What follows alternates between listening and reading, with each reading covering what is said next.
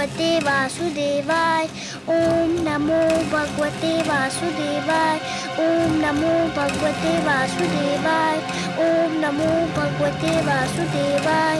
ओम नमो भगवते वासुदेवाय। ओम नमो भगवते वासुदेवाय। ओम नमो भगवते वासुदेवाय। ओम नमो भगवते वासुदेवाय। ओम नमो भगवते वासुदेवाय। ओम नमो भगवते वासुदेवाय। ओम नमो भगवते वासुदेवाय। ओम नमो भगवते वासुदेवाय। ओम नमो भगवते वासुदेवाय। ओम नमो भगवते वासुदेवाय। ओम नमो भगवते वासुदेवाय। ओम नमो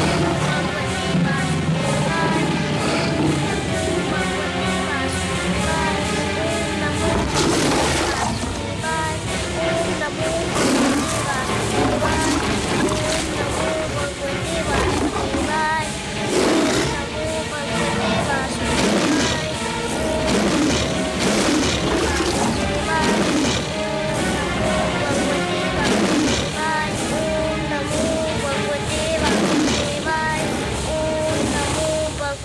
वासुदेवाय।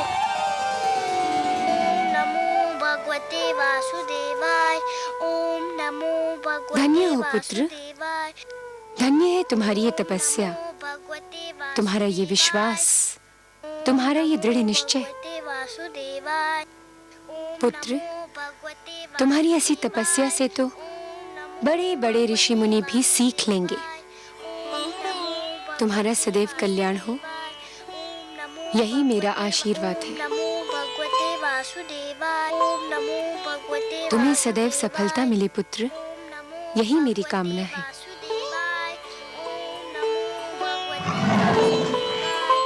सिंहराज, तुम यहीं ठहरोगे, पुत्र ध्रुव पर कोई संकट न आने पाए। ओम नमो भगवते वासुदेवाय। ओम नमो भगवते वासुदेवाय।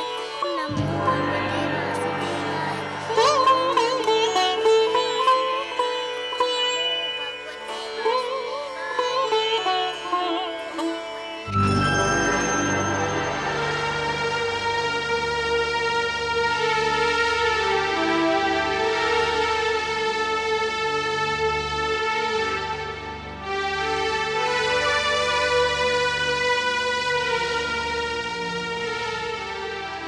आइए देवी, पधारिए।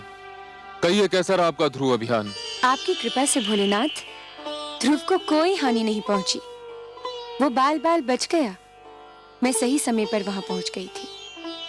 परंतु देव, मेरे आश्चर्य की सीमा ही नहीं रही ये देखकर कि बालक ध्रुव ने इतना सब कुछ हो जाने के पश्चात भी आंख तक नहीं खोली, जैसे कि उसे ज्ञान ही न हो कि वो किन संकटों में घिरा हुआ है।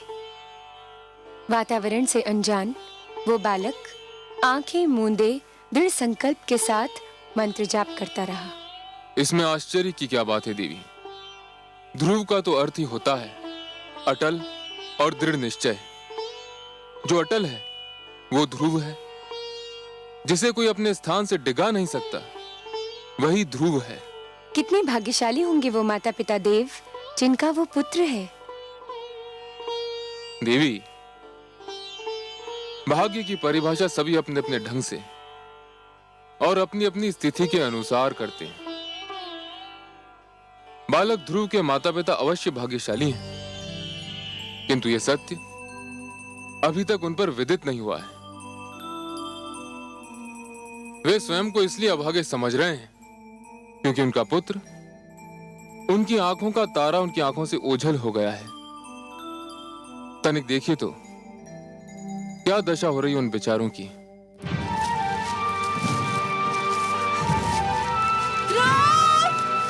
पुत्र ध्रुव!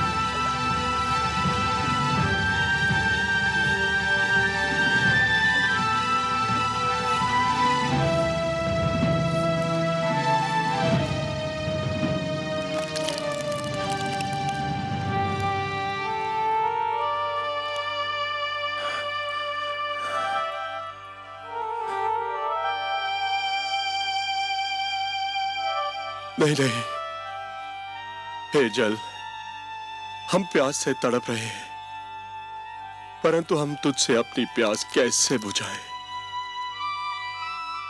ना जाने हमारे लाडले पुत्र ध्रुव की प्यास तूने बुझाई है या नहीं।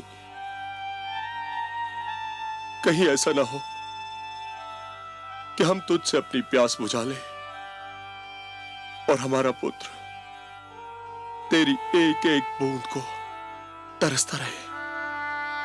नहीं, हम अपनी प्यास बुझाकर ऐसा पाप नहीं कर सकते, नहीं कर सकते, नहीं कर सकते।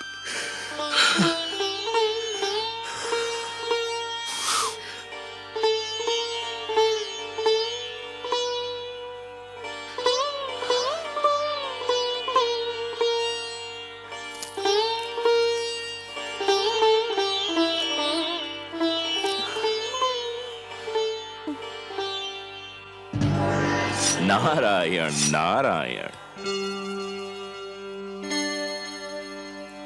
देव ऋषि आप, महारानी सुनीति, लगता है हमारे भाग्य जाग गए।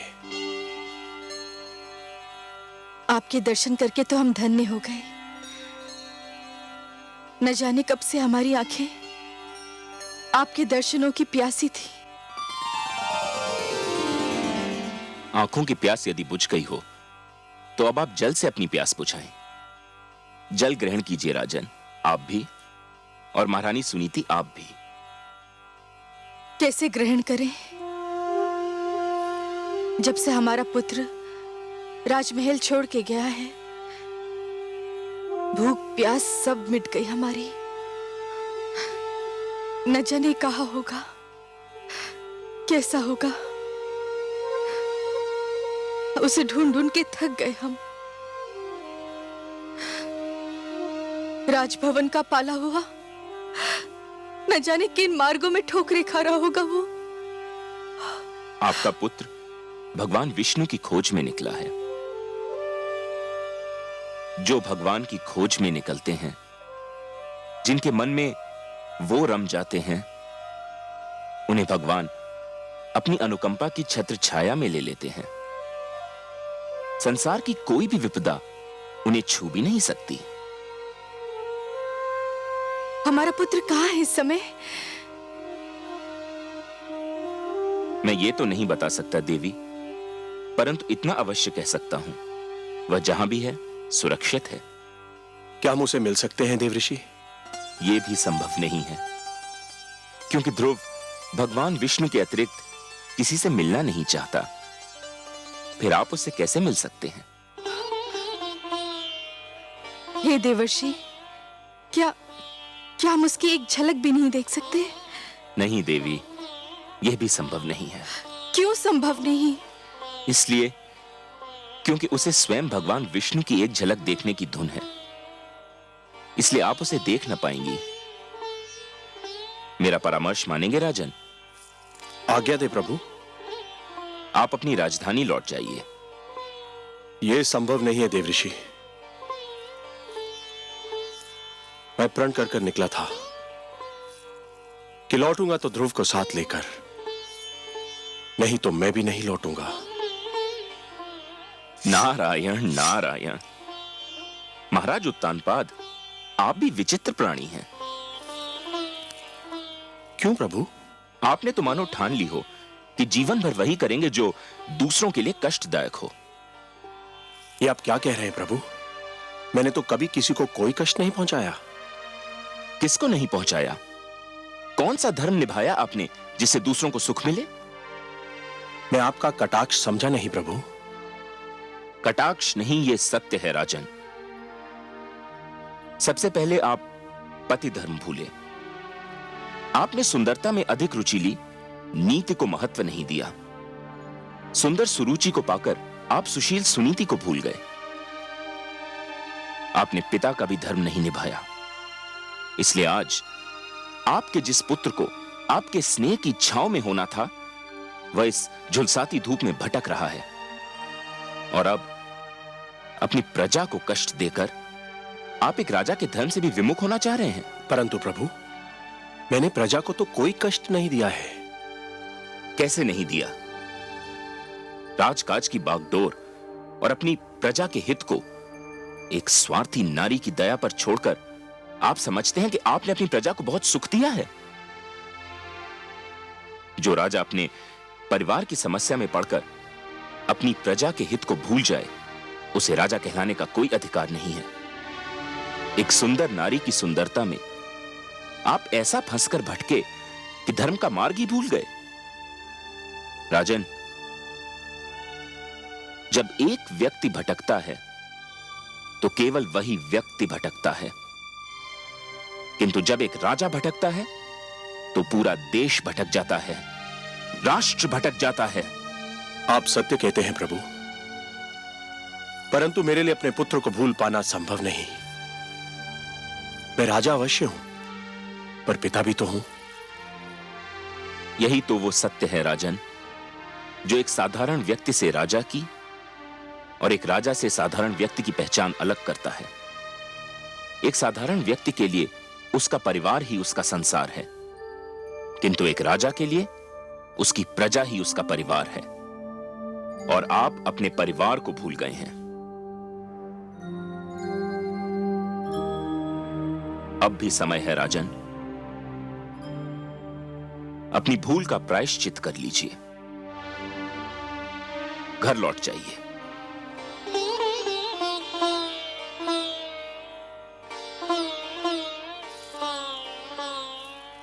देवर्षि, आप तो मेरे पूज्य पितामह हैं, सृष्टि के सबसे महान पथ प्रदर्शक हैं। आपने तो सदैव ही भटकों को मार्ग दिखाया है। आपने मुझे भी धर्म का मार्ग दिखाया है। मुझे मेरी भूल बताकर आपने बड़ा उपकार किया है। प्रणाम है आपको, बारंबार प्रणाम है। आपकी आज्ञा शरोधार्य करके मैं अपने परिवार, अपनी प्रजा के पास वापस लौटता हूं।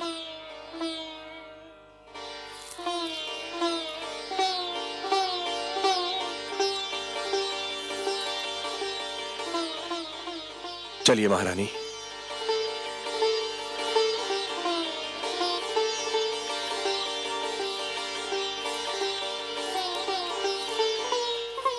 चलो, माता पिता को तो सद्बुद्धि मिल गई। अब देखें ध्रुव की स्थिति क्या है। नारायण नारायण। ओम नमो भगवते वासुदेवाय। ओम नमो भगवते वासुदेवाय। ओम नमो भगवते वासुदेवाय। ओम नमो भगवते वासुदेवाय। ओम नमो भगवते वासुदेवाय।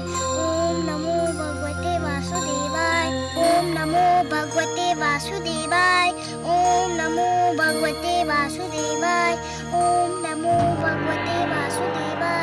ओम नमो भगवते वासुदेवाय। ओम नमो भगवते वासुदेवाय। ओम नमो भगवते वासुदेवाय। ओम नमो भगवते नारायण वासुदेवाय। नारायण।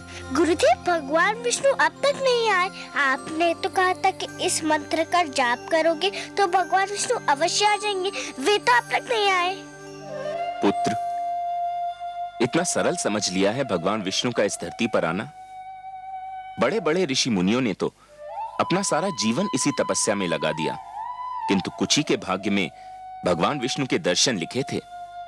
तुम्हारी तपस्या तो अभी प्रारंभ हुई है। मुझे और कितनी तपस्या करनी होगी उनके दर्शन पाने के लिए? वत्स, फल अपने निर्धारित समय पर ही पकता है। कली भी निर्धारित समय पर ही फूल बनती है। सूर्य, चंद्रमा, प्रभात, संध्या, ये सब एक क्रम चक्र से बंधे हैं। इनका उदय होना, अस्त होना, आना जाना, ये सब निर्धारित समय से ही होता है। तुम्हारी तपस्या सफल होने का समय भी अवश्य आएगा पुत्र, पर तुम तो अभी से घबरा गए। घबराया नहीं गुरुदेव, पर कहीं मेरी तपस्या में कोई कमी तो नहीं रह गई जो भगवान विष्णु अभी तक मेरे पास नहीं आए? तुम्हारी बात में तथ्य है पुत्र। तुमने मुझे सोचने पर विवश कर दिया है, क्योंकि ये तो सत्य है कि मेरे नारायण उन्हीं से प्रसन्न होते हैं जिनके मन में उनके अतिरिक्त किसी का ध्यान न हो, जिनके नेत्रों में उनके अतिरिक्त किसी की छवि न हो, जो उनके दर्शन के अतिरिक्त कोई अभिलाषा न रखते हों, जो सारी कामनाओं का, सारे बंधनों का त्याग कर चुके हों, जो पूर्ण रूप से समर्पित हों। आप ही तो मेरे गुरु हैं, आप ही तो मेरे मार्गदर्शक हैं। आप भी बता सकते हैं कि मैं और क्या करूं जो भगवान विष्णु मेरे पास आ जाए। कुछ पाने के लिए कुछ छोड़ना पड़ता है वत्स, यही विधि का नियम है। मुझे क्या छोड़ना होगा गुरुदेव? तुम बहुत बड़ी वस्तु पाना चाहते हो, अतएव तुमको बहुत बड़ी वस्तु छोड़नी पड़ेगी। आप उस वस्तु का नाम बताइए, मैं उसे छोड़ दूंगा। खाना छोड़ सकते हो? हाँ, छोड़ दूंगा। तब तो भगवान विष्णु मेरे पास आ जाएंगे ना? अवश्य आएंगे, अवश्य आएंगे पुत्र। कोई कितना भी आग्रह करे, कितना भी विवश करे, बस तुम खाने को हाथ मत लगाना। फिर देखो कितना शीघ्र भगवान का मन पिघलता है। अच्छा, तुम अपने मंत्र का जाप आरंभ करो, मैं चला, मुझे कुछ और कार्य याद आ गया है।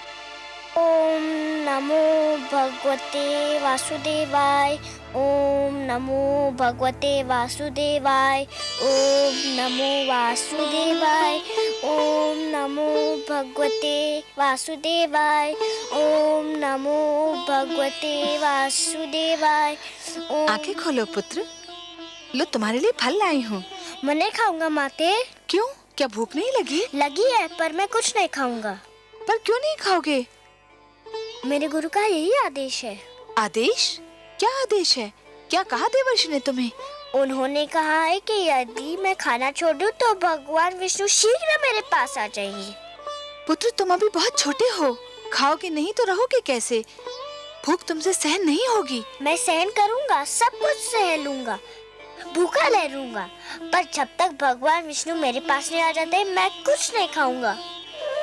ओम नमो भगवते वासुदेवाय, ओम नमो भगवते वासुदेवाय, ओम नमो भगवते वासुदेवाय, ओम नमो भगवते वासुदेवाय, ओम नमो भगवते वासुदेवाय, ओम नमो भगवते वासुदेवाय, ओम नमो भगवते वासुदेवाय।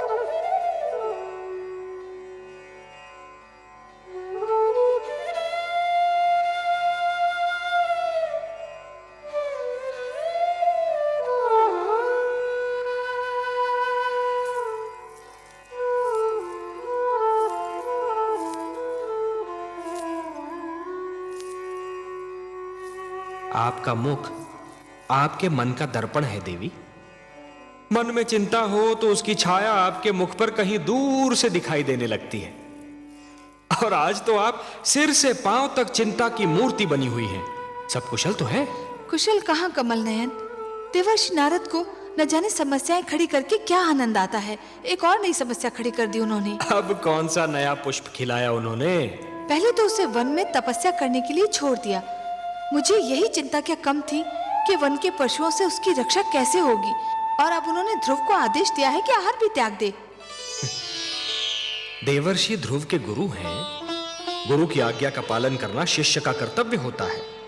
गुरु तो भगवान से भी बड़ा होता है। इसका अर्थ ये हुआ कि आप भी देवर्षि से सहमत हैं?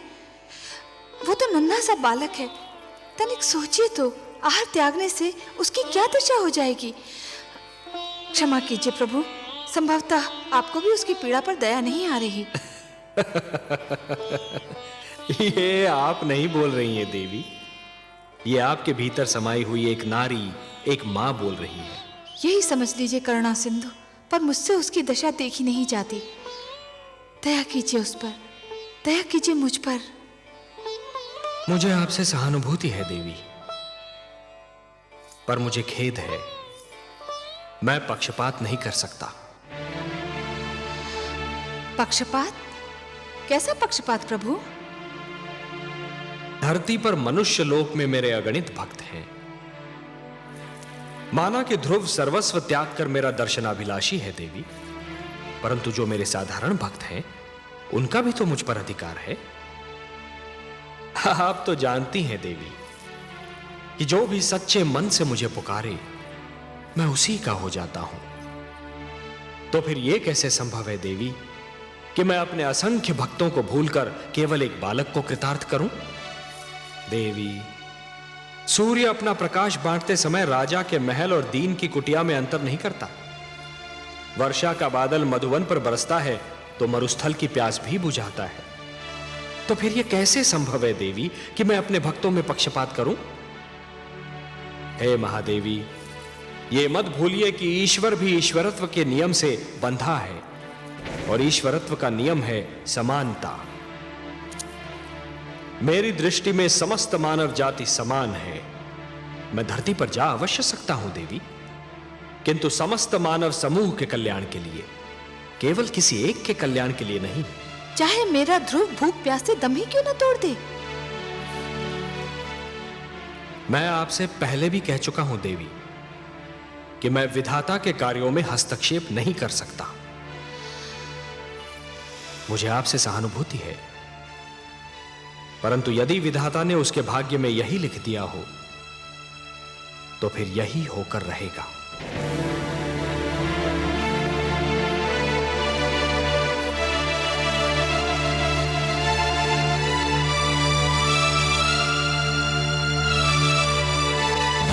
ओम नमो भगवते वासुदेवाय। ओम नमो भगवते वासुदेवाय। ओम नमो भगवते वासुदेवाय। ओम नमो भगवते वासुदेवाय। ओम नमो भगवते वासुदेवाय। ओम नमो भगवते वासुदेवाय। ओम नमो भगवते वासुदेवाय। ओम नमो भगवते वासुदेवाय। ओम नमो भगवते वासुदेवाय। ओम नमो भगवते वासुदेवाय। ओम नमो भगवते वासुदेवाय। ओम नमो भगवते वासुदेवाय। ओम नमो भगवते वासुदेवाय। ओम नमो भगवते वासुदेवाय। ओम नमो भगवते वासुदेवाय। ओम नमो भगवते वासुदेवाय। गंधर्व मलय केतु, ये नन्हा सा बालक अकेले इस भयानक वन में क्या कर रहा है? देखते नहीं गंधर्व राज चित्ररथ भगवान विष्णु के मंत्र का जाप कर रहा है। ये बालक अवश्य ही उनका मन जीतने का प्रयत्न कर रहा है।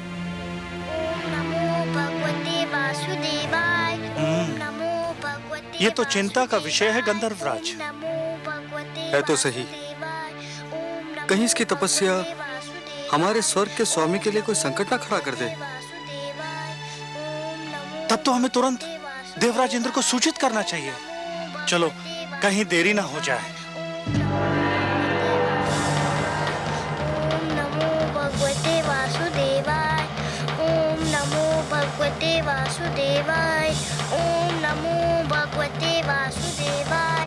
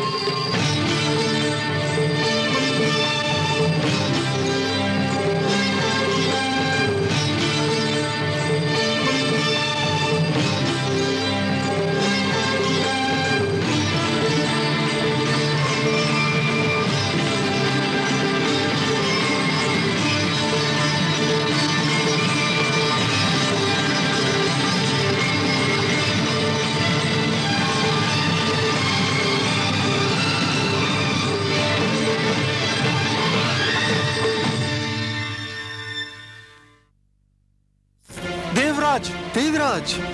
देवराज! देवराज! क्या बात है गंधर्वराज चित्ररथ? क्या हुआ गंधर्व मलय केतु? तुम दोनों इतने घबराए हुए क्यों लग रहे हो? क्या कहीं कोई अनर्थ हो गया? अनर्थ हुआ तो नहीं देवराज, पर हो अवश्य सकता है। स्वर्ग पर संकट की छाया है। क्या कह रहे हो? तुम तो लगता है अपना मस्तिष्क ही खो बैठे हो। तुम बताओ मलय केतु, क्या बात है? हम दोनों एक वन से जा रहे थे कि हमें एक छोटा सा बालक भगवान विष्णु की तपस्या में मग्न दिखाई दिया। तो क्या हुआ? उसके सामने फलों से भरी थाली रखी हुई थी। सारे फल सूख चुके थे। इसका अर्थ यह हुआ कि उसने आहार भी त्याग दिया है। बड़ी कठिन तपस्या लग रही थी उसकी। एक बालक क्या और उसकी तपस्या क्या गंधर्वराज? हमें इससे क्या भय? हमारे मन में उसे तपस्या करते देखकर ये भय समा गया कि कहीं वो भगवान विष्णु से इंद्रासन ना मांग ले। मेरा आसन? ये क्या कह रहे हो? गंधर्व मलय केतु सत्य कह रहे हैं देवराज। धरती लोक के वासियों की दृष्टि सदैव इंद्रासन पर लगी रहती है। इंद्रासन इतना महान है कि हर कोई उसे लेना चाहता है। स्वर्ग को कौन नहीं जीतना चाहता देवराज? तुम दोनों ने तो मुझे चिंता में डाल दिया। नारायण नारायण।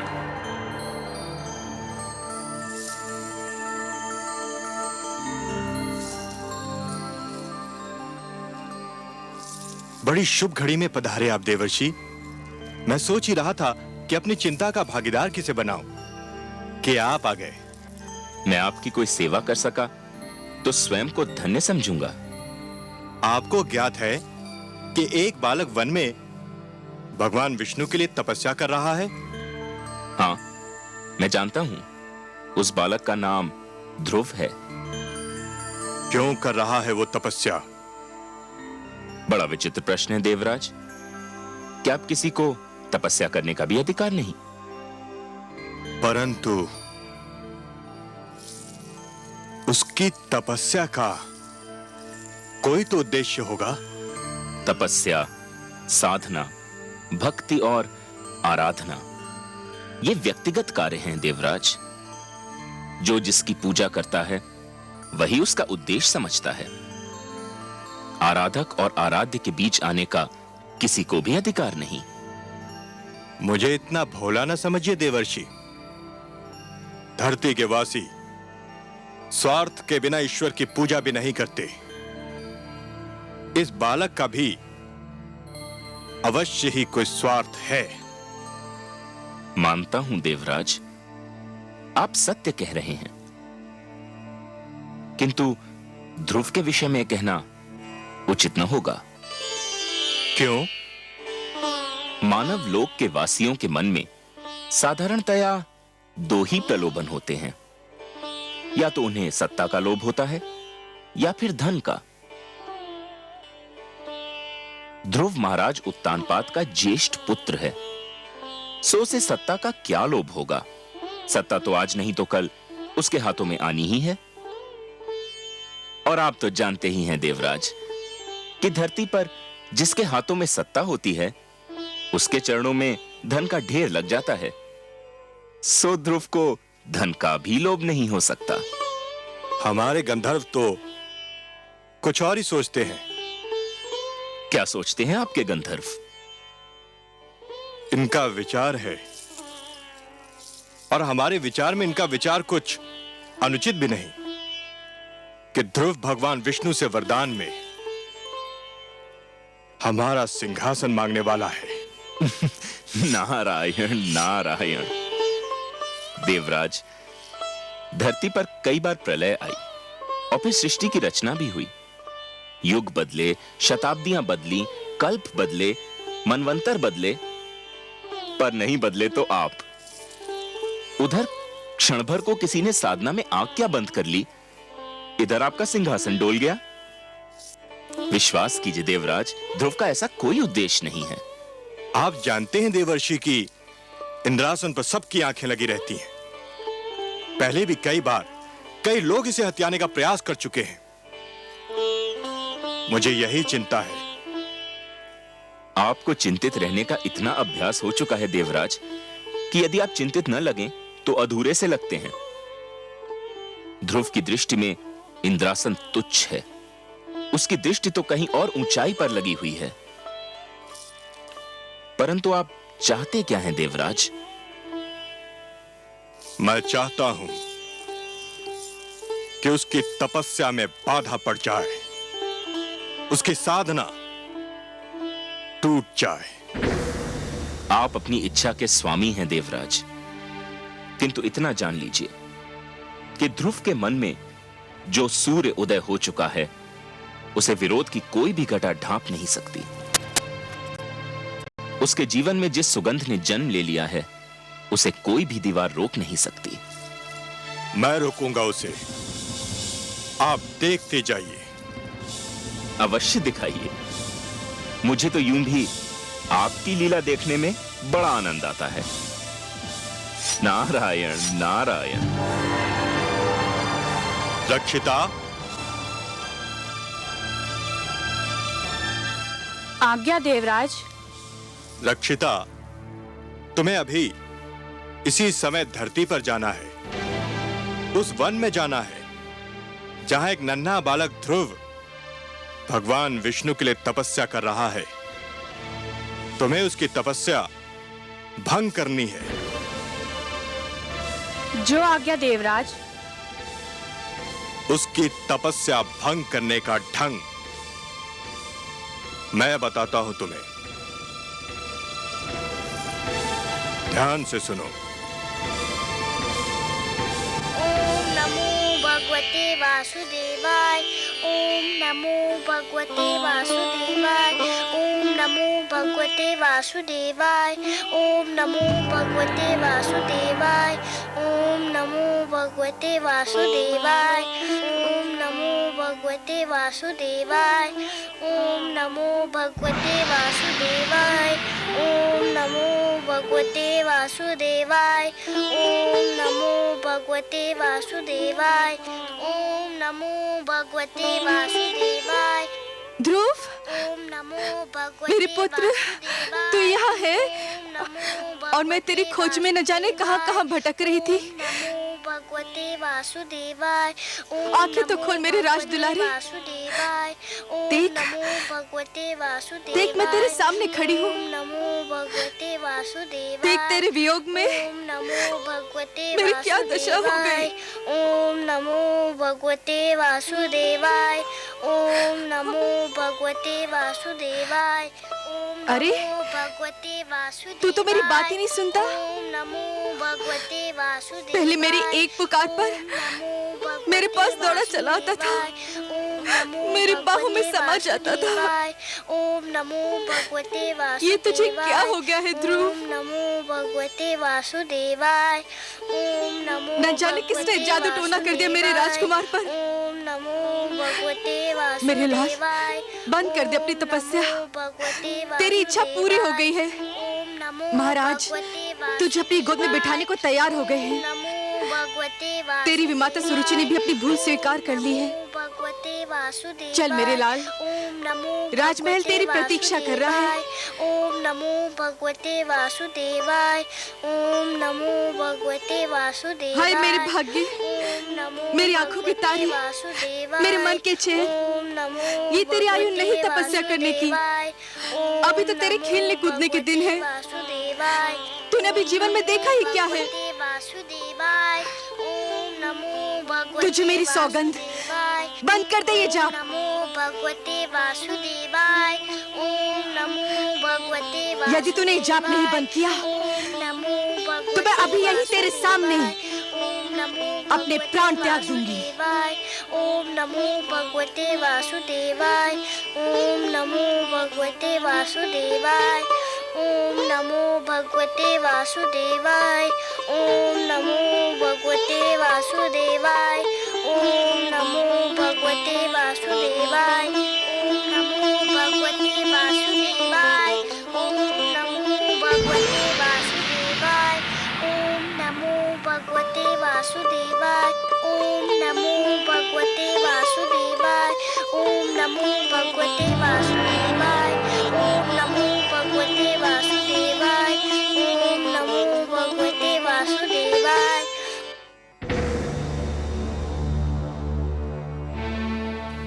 तुमने खाना छोड़ दिया है। यदि पानी पीना भी छोड़ दो तो भगवान विष्णु और भी शीघ्र तुमसे मिलने आ जाएंगे। ओम नमो भगवते वासुदेवाय। ओम नमो भगवते वासुदेवाय।